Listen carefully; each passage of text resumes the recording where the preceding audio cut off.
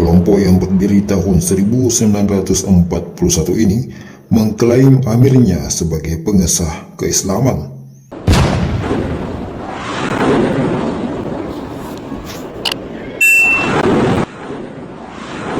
Nyeleneh tapi nyata. Sang pemegang kunci surga ternyata ada di Indonesia.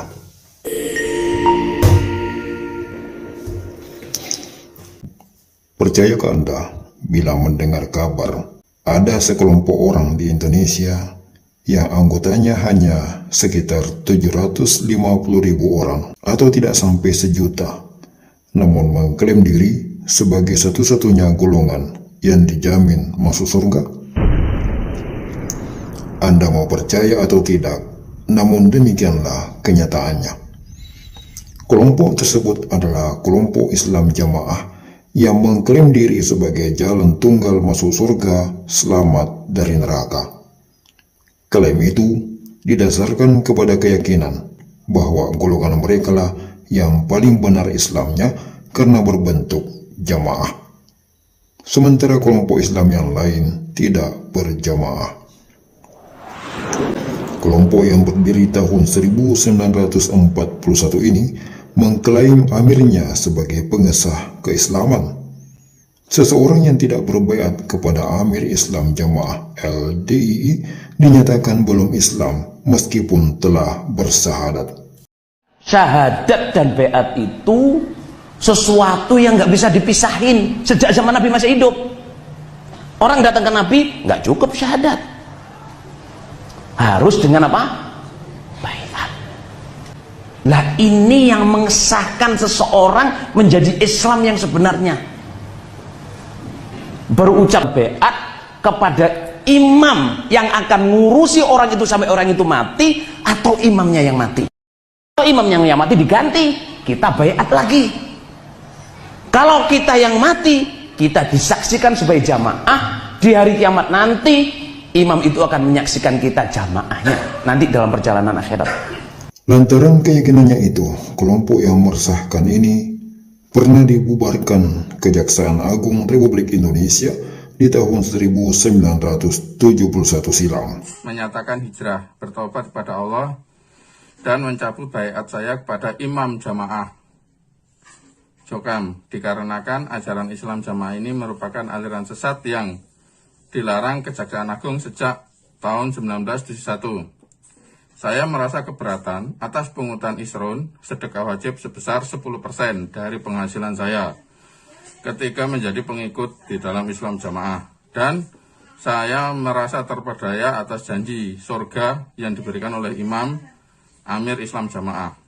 Saya berharap kepada pihak-pihak pemangku kepentingan mengusut adanya illegal crowdfunding dan menginvestigasi, mengaudit aliran dana dan penggunaan dana umat yang jumlahnya miliaran setiap bulannya. Semoga Allah mengampuni kita semua. Meskipun telah dibubarkan dan dilarang, namun kelompok ini selalu kembali bangkit lagi dengan nama yang baru. Dan terakhir, tahun 1990, kelompok ini berubah nama menjadi LDII, Lembaga Dakwah Islam Indonesia, dan eksis sampai sekarang. Meskipun namanya berganti dengan nama yang baru, namun akidahnya tetap seperti dulu, yakni akidah takfiri, menganggap hanya golongannya saja yang Islam dan kelompok Islam yang lain adalah kafir semua. Sebagaimana ditegaskan oleh imam besar mereka sendiri, Abdul Aziz Sultan Aulia. Para saudara jamaah, itulah jalan tunggal untuk masuk surga selamat dari neraka.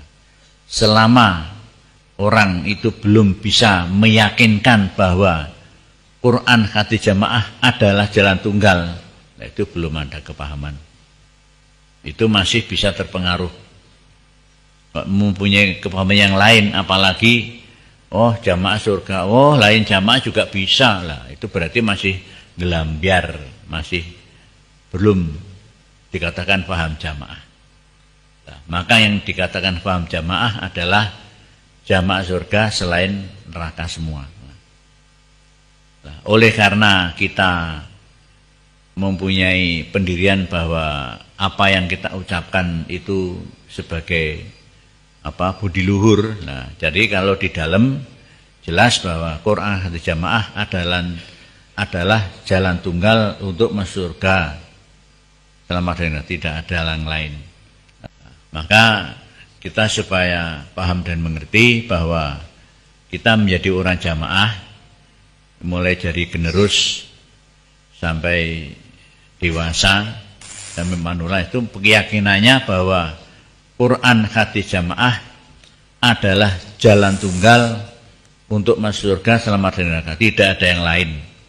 Bahwa Quran Hati Jamaah adalah jalan tunggal untuk masuk surga selama dari neraka.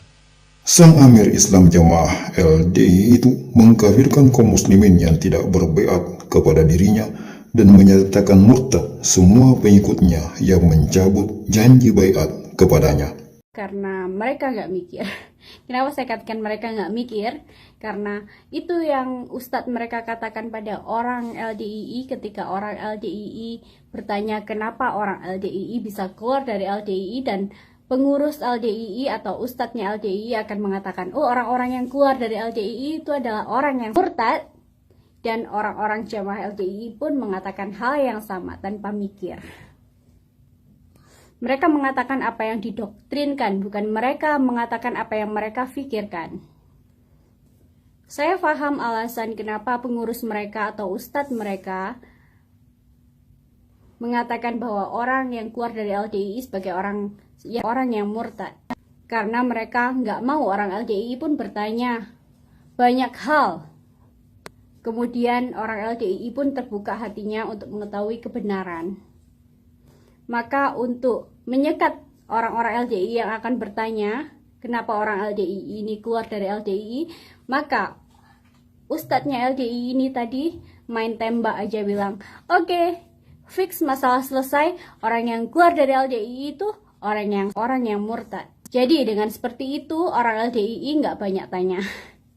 Berpangkal dari akidah yang menyimpang inilah lahirlah banyak praktek-praktek amalan yang menyelisihi syariat, seperti persepuluhan, yakni kewajiban bagi setiap pengikutnya untuk menyetor 1/10 dari penghasilannya setiap bulan. Infak sodakoh, ya ini terutama istri saya yang paling merasakan betapa kejamnya saya ketika di akhir bulan waktu di Islam Jamaah gitu. Istri saya merasakan betapa saya itu mentarget gitu ya, mentarget bahwa ini kita harus infak sekian. Saya sudah bekerja, sudah nyari duit dibelanjakan. Istri kan ya mengatur keuangan ini untuk anak sekolah, untuk belanja di rumah. Terkadang juga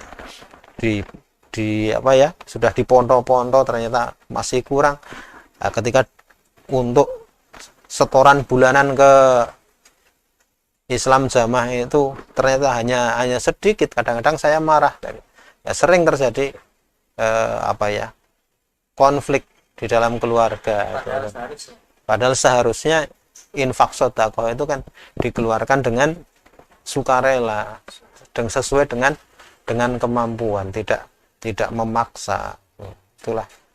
Dan sekarang alhamdulillah setelah saya keluar dari Islam Jamaah, alhamdulillah anak-anak juga diajak ngaji, sholat muda, istri juga rajin untuk datang ke kajian. Kemudian alhamdulillah banyak perubahan yang terjadi di dalam keluarga, dan alhamdulillah semakin bahagia, semakin senang di dalam kehidupan. Dosen Universitas Negeri Surabaya, Profesor Dr. Titik Taufikur Rahman MSI mengatakan, praktik baiat dalam Islam Jamaah ini menimbulkan dampak buruk yang sungguh luar biasa, yakni munculnya pemahaman bahwa baiat kepada Amir Islam Jamaah LDII adalah penentu kebenaran. Dan semua kaum muslimin yang tidak berbaiat kepada Amir abal-abal itu salah semua, kafir semua, batal Islamnya. Era muslim ya, itu karena Nabi berusaha mengislamkan kita semua. Janganlah ada di antara kita yang justru mengkafirkan saudaranya sendiri yang betul-betul sudah sholat, puasa, masuk kafir. Yang lebih parahnya lagi, sang amir yang dibayat itu tidak memiliki ilmu agama sama sekali. Terbukti dari sang amir yang melakukan banyak hal-hal yang jelas-jelas bertentangan dengan ajaran Islam, seperti memasang susuk emas yang jelas-jelas merupakan perbuatan syirik. Saya juga pernah di Jokam, ya kan. Cuman saya ini sebenarnya dari kecil itu sudah mikir-mikir, ini mesti ada yang salah ini, kayak gitu. Saya ingin menceritakan salah satu sisi dari penelitian saya, karena saya itu seorang dosen, saya punya kewajiban tridharma, mengajar, meneliti, dan mengabdi pada masyarakat. Nah, pada saat penelitian saya memang mencari istilahnya topik ya, itu yang berbeda dan yang dibutuhkan masyarakat. Nah, saat itu kan masyarakat sedang kena kosmetik bermerkuri. Nah, lalu jadi emasnya saya buat nano material dulu di lab, baru itu masuk ke kosmetik, masuk ke suplemen ya, atau disuntikkan juga. Lah itu menggantikan susuk emas ya, menggantikan susuk emas. Nah, inilah ya, tiba-tiba saya ini juga tidak merancang apapun ya. Saya hanya betul-betul bekerja sebagai ilmuwan ya itu. Nah, akhirnya suatu saat ini saya terapkan pada masyarakat saat Covid. Karena pada saat Covid itu orang butuh imun yang kuat. Sementara emas salah satunya selain memutihkan wajah juga memiliki aktivitas antioksidan yang meningkatkan imun tubuh juga. Kalau kan berarti ya melakukan kegiatan selain di rumah saya, juga di tempat kelahiran saya ya, di desa Ketangi ya, Beringin. Nah, akhirnya setiap kegiatan itu rombongan dari Pondok Kertosono, Pondok Kediri itu pada datang, keluarga-keluarga imam itu ikut ya, ikut suntik nanogol begitu. Nah, suatu saat, penggedenya yang paling gede sekali itu juga datang ya, mengantarkan istrinya yang juga suntik. Beliau tertarik kelihatannya. Saya baru bercerita ya kan, bahwa kegiatan penelitian saya ini berharap bisa menganulir budaya susuk emas yang sampai sekarang ini masih banyak dilakukan. Wah, langsung beliau nyaut, itu saya juga susuk emas ini ya. Yang bilang adalah penggedenya Jokam ya, imam ya, imam. Nah, itu ternyata juga susuk emas. Lah, saya baru akan mengatakan, loh, saya ini ingin menganulir kemusyrikan itu lah. Tapi kan nggak enak ya, saya sama dengan menuduh, Pak sampean ini musyrik ya, Bapak ini musyrik loh, kan nggak enak. Karena kan banyak orang gitu. Terus akhirnya saya pesan nasihat kepada istrinya imam yang dulu yang sudah meninggal ya. Saya pesan tolong ya, adik penjenengan, adik ipar ya, diingatkan. Kalau saya tidak mengingatkan begini saya dosa, karena salah satu impact penelitian saya itu saya berharap kemusyrikan susuk emas itu bisa nggak ada di Indonesia lagi gitu loh. Sungguh sebuah kelompok yang sesat menyesatkan. Imam besarnya buta ilmu, namun jumawa merasa paling ahli ilmu. Akibat dari bayat ilegal itu, seorang suami yang berani mencabut janji bayatnya harus dipisahkan dengan istrinya yang masih setia kepada sang amir. Seorang anak yang mencabut bayat dari sang amir, maka terputus hubungannya dengan orang tuanya, hilang hak warisnya, bahkan halal darahnya. Demikian pula sebaliknya, seorang anak akan hilang rasa hormatnya kepada orang tua yang telah mencabut janji bayatnya dari sang amir Islam Jamaah LTII. Nama saya itu diumumkan di pusat Islam Jamaah, yaitu di Jogja 3, diumumkan di pengajian pengurus Yogyakarta, isi pengumuman bahwa Firdaus Abadi mau balik dari Bintaran sudah murtad dari Islam Jamaah. Kakak kandung saya sebagai istri dari imam daerah Jakarta Barat sempat mengatakan, kalau kamu keluar dari Islam Jamaah, kowe bakal kere, deblek, ketere-tere, melarat, dunia akhirat, sak keluarga tidak akan mengakui. Bahkan kamu itu sudah wajib untuk dibunuh. Sehingga waktu itu anak saya doktrinnya sedang di puncak-puncaknya. Doktrin Islam Jamaah sedang di puncak-puncaknya. Dan anak saya langsung menentang pada saya. Bahkan dia mengatakan dan mengacungkan tangan kirinya dan menyebut nama saya tanpa bapak. Hai Firdaus, kowe wis murtad. Semua penyimpangan-penyimpangan itu terjadi karena minimnya ilmu yang mereka miliki, akibat dari praktik pembodohan yang sengaja dilakukan oleh sang amir dibantu para pembesar-pembesarnya. Pengikut-pengikutnya didoktrin dengan sebuah pemahaman yang seakan-akan berpedoman dengan Quran dan hadis, namun sesungguhnya jauh dari pemahaman Quran hadis yang sebenarnya. Direktur Ma'had Al-Quran dan Dirasat Islamiyah, Dr. Saiful Islam Mubarak LC mengatakan, kelompok-kelompok pengkafir umat Islam ini sesungguhnya tidak memiliki pemahaman agama yang mendalam. Mereka hanya mengandalkan terjemahan. Itu pun, terjemahan yang mereka lakukan adalah versi sang imam mereka untuk menguatkan doktrin-doktrin yang mereka lancarkan. Ini baiat, jual beli. Yang membelinya Allah, yang menjualnya siapa? Mukminin, bukan orang kafir. Yang perlu kita luruskan dari sekian banyak pemahaman para remaja yang menyatakan bahwa kalau belum berbaiat masih dalam kekafiran. Kata ayat ini, yang berbaiat itu orang mukmin, bukan orang kafir. Dari awal ayat ini sudah terjawab nih, bukan orang kafir yang berbaiat, adalah orang mukmin. Tapi diartikan oleh beberapa orang karena ayat menyatakan engkau dan Nabi Muhammadnya sudah tidak ada, maka harus dilanjutkan berbaiatnya kepada para imam-imam sekarang. Gitu pengertian beberapa kelompok. Jadi kalau tidak berbaiat kepada orang tidak Islam walaupun suka bersyahadat, ini jelas menyimpang dari makna yang sebenarnya. Kenapa bisa muncul pemahaman seperti itu? Karena penyebab utamanya antara lain adalah dia memahami Al-Quran hanya mengandalkan terjemah. Dan akibat mengatakan bahwa orang yang tidak berbaiat kepada kelompok dia kafir, sehingga banyak orang-orang yang mengkafirkan orang tuanya sendiri. Orang tua dikafirkan. Dulu pernah ada seorang ibu dalam satu pengajian, saya buka tanya jawab, si ibu sambil nangis bertanya, Ustadz saya mau tanya tentang anak saya. Kenapa ibu? Pada satu pagi dia nyimpan cucian di embernya, kemudian ibu cuci, karena dia belum pulang, sampai ibu ambil dari jemuran, sampai ibu setrika sampai rapi, disimpan di lemarinya. Setelahnya pulang, dia nanya, ibu mana pakaian saya yang di ember? Neng udah dicuci sama ibu tadi, sudah beres tuh rapi di lemari. Langsung kelihatan wajahnya kecewa berat. Dikeluarkan lagi itu dari lemari, langsung dibawa ke kamar mandi, dicuci malam itu juga. Sudah bersih, sudah disetrika, dicuci lagi.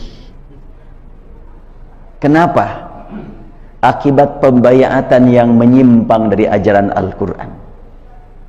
Dia dibaiat oleh satu organisasi sampai memvonis ibunya itu najis.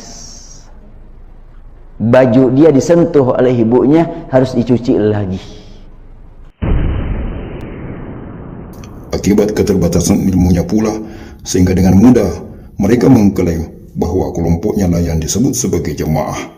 Golongannya lah yang dijamin masuk surga, sedangkan kelompok yang lain itulah yang termasuk 72 golongan yang masuk neraka, semua kekal abadi selama-lamanya. Subhanallah. Dr. Saiful Islam menyebutkan bahwa sesungguhnya kelompok ini sama saja dengan kelompok-kelompok firqah yang lain. Sama-sama memiliki amir yang wajib dibaiat oleh pengikut-pengikutnya. Mereka menyalahartikan makna jamaah yang sesungguhnya. Nah, sebetulnya kalau kita mengkaji ayat per ayat dengan benar yang digunakan oleh mereka untuk mendoktrin, tidak akan sampai muncul pemahaman yang tadi itu. Ini terutama ayat yang ini, laqad radiyallahu 'anil mu'minin. Sungguh Allah ridha kepada kaum mukminin. Mereka berbaiat. Yang berbaiat mukminin, bukan orang kafir. Allah Subhanahu wa taala menggunakan istilah imam dalam Al-Qur'an untuk di dunia adalah manusia. Tapi untuk di akhirat, imam itu adalah kepada catatan amal. Imam yang dimaksud di akhirat nanti catatan amal kita. Itu tercantum dalam beberapa ayat Al-Quran. Dan memang nanti itu kan kita akan melihat catatan amal kita. Tafarraqatil Yahud, Yahudi terpecah menjadi 71 golongan. Nasrani 72 dan umatku 73. Semuanya di neraka kecuali satu. Mana satu itu? Yang ma'ana alaihi wa ashabi. Yang satu itu bukan nama golongan yang disebut Rasulullah, tapi sifat orang.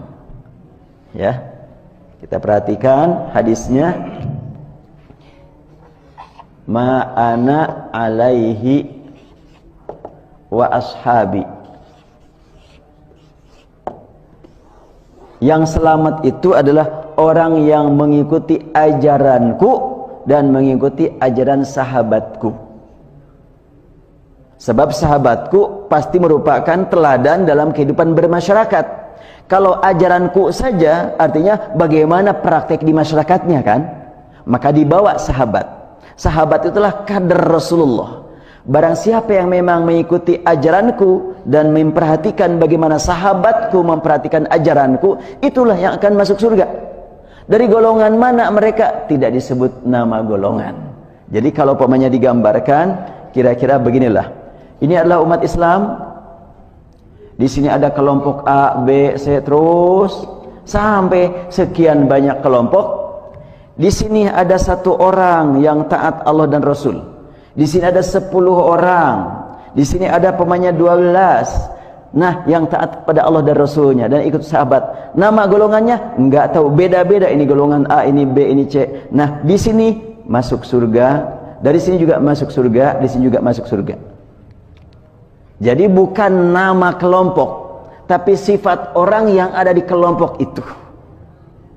Dan kalau angka 73 itu angka yang sebenarnya, jangankan sedunia, se-Indonesia juga sudah lebih.